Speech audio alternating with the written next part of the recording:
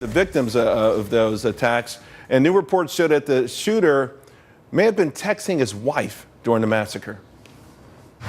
We can't anticipate or catch every single deranged person that may wish to do harm to his neighbors or his friends or his coworkers or strangers. But we can do something about the amount of damage that they do. That was President Obama minutes ago speaking in Orlando about the terrorists that killed 49 people.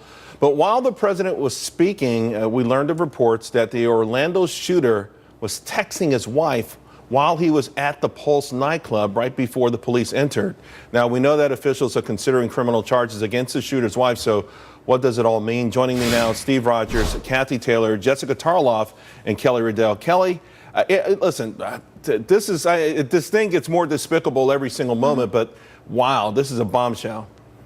I mean, she should have gone to authorities the first time that she had any suspicion that her husband was planning any sort of attack, and there's no indication that she did. And now that we're getting these reports that she was actually receiving texts at 4 a.m. during this shootout is just despicable. But I'll tell you what else is despicable.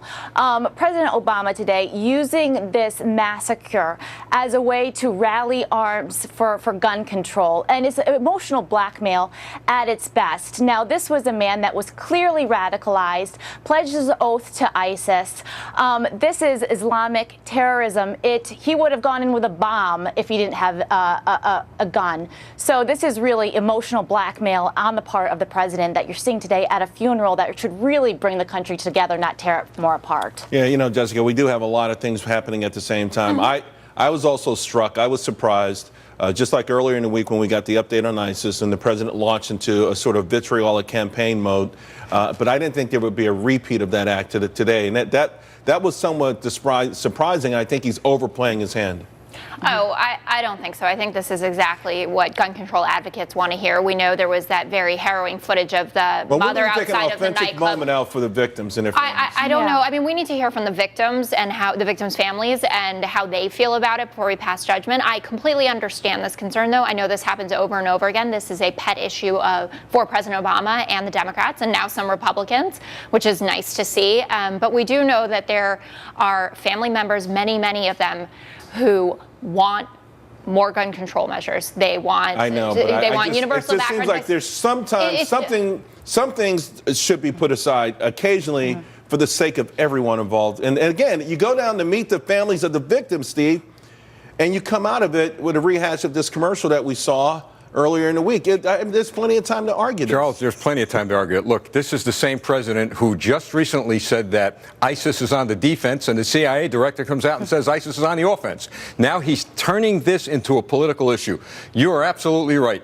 How about showing some compassion for the victims, focus on the victims, focus on radical Islamic terrorism and how we're going to deal with it. But how about you ask the victims' families how they feel about it? It's amazing. We're sitting around here in a studio in New York legislating. Ask them how they feel after their children were slaughtered. How about the entire nation has been victimized, all right? The entire nation has been victimized by an administration that refuses to fight terrorists. This isn't about gun control. It's about terrorism. And unless we address terrorism, we're going to see repeats of this. Blame has never solved a problem. Freedom is a more powerful weapon in this country than guns. Let's start talking about the solutions. And until the president does that, he's not leading and he's not doing service to these victims. No one is being murdered by freedom. There is you get that, right? There is a gun for every person in this country. Isn't that fantastic? We have declining prosperity, increasing mental illness. Let's talk about the solutions. Well, I think all of those things are going to be talked about, and those are all legitimate points. And, you know, I think it's just sort of the timing. I just found the timing today to be odd. I wasn't expecting it. I wasn't expecting it earlier in the week. But listen, he segued off of a discussion in ISIS. It might have worked for him. Polls suggest that it did. But there are times when I don't know that you poll test everything. And a legitimate moment of silence, a legitimate brief break from all the politics to focus on the people that were victimized. An epic failure in leadership in this country continues. All right. Kelly, Now, on this whole thing, on this notion that we did hear from CIA Director Brennan, and I got to tell you, Steve is right. It's interesting because not long ago, to paraphrase President Obama, ISIS is not an existential threat. Well, not only are they an existential threat to America, but to the entire world. They're bolstered up, and Brennan said that they will intensify global terror. Yeah, I mean, there's no doubt about that this is a real world security threat that we as Americans should be coming together and trying to fight. And you see that President Obama's strategy against this radical Islamic terrorism, whether it's ISIS, whether it's the Taliban, which there's new reports coming out of Afghanistan saying that the Taliban is at the unprecedented levels since 2001 when we first went in there.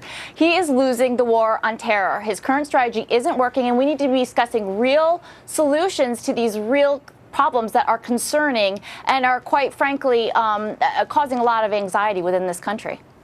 I found the president's language on this was not an external actor extremely interesting. I wondered how late they sat up in the Situation Room coming up with that verbiage, because what it shows is a complete lack of understanding about who and what ISIS is and what they stand for.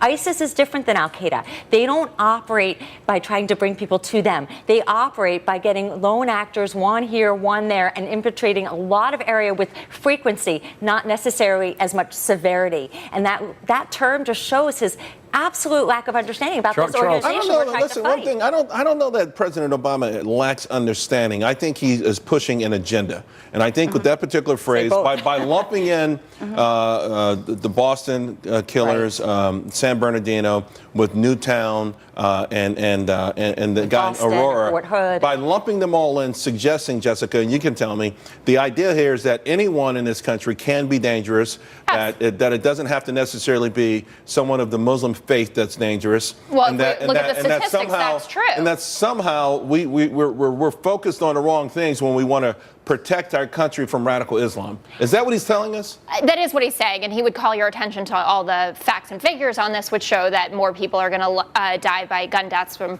white Christian males than they are from Islamic terrorists. Now, Will I they actually die? Will they die sympathize. in the name of Christianity? No, they won't. And listen, I have That's been like a balance sheet consistent on versus an that. income statement, No, point in time versus it's not, trend. Kathy. It's just not. And I understand that you guys just want to be critical of the president no matter what. That's and I not respect true. their That's right not to do true. that. That's not It is. fair. No, but One we second, are guys. on One this. second, guys. Go ahead. On this We are at particular war. issue, Kelly, I know you We're think at that. war with radical Islamic terrorism that want to take over the world and commit jihad, create mass terrorism, because they believe the end of days are coming. Unless we realize that this is an actual threat and this is actually happening in the Middle East as we speak, and is now coming to our shore, then we're gonna be defeated by it. We've got to recognize it and be aware of it. And Jessica, you did mention facts and figures, and you're correct. It is factual that ISIS has taken Iraq. It is factual that ISIS has taken Syria. It is factual that they're taking Libya, and they're coming for us. We have to do something. I don't disagree and with we you. have to do something If affirmative. Kelly hadn't interrupted me, and I understand why she did it,